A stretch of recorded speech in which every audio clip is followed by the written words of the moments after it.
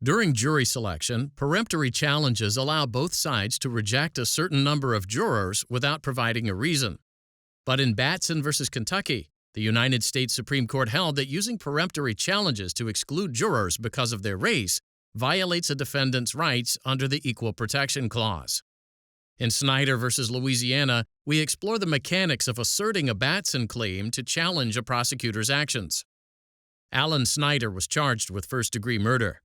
During voir dire, or the questioning of potential jurors, several candidates expressed concern about impacts on other commitments, even though the prosecutor stated his expectation that the trial would be brief.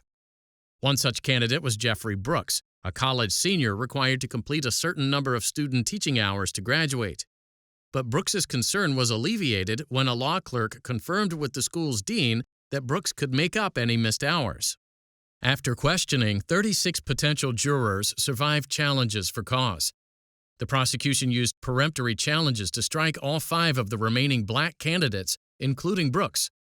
Snyder asserted a Batson challenge, claiming that the prosecution used peremptory challenges to strike Brooks and one other black candidate purely because of their race. In response, the prosecution claimed that the peremptory challenges weren't based on race. Regarding Brooks, it argued the challenge was instead based on his nervous appearance during questioning and concerned that he might find Snyder guilty of a lesser offense to avoid the need for a penalty phase of trial and thus secure a speedier return to classes. Despite defense counsel's objections, the trial court upheld the prosecutor's peremptory challenges without any explanation regarding which justification supported its decision. Snyder was ultimately convicted, and the jury sentenced him to death. The Louisiana Supreme Court affirmed Snyder's conviction, rejecting his Batson argument. The United States Supreme Court granted cert.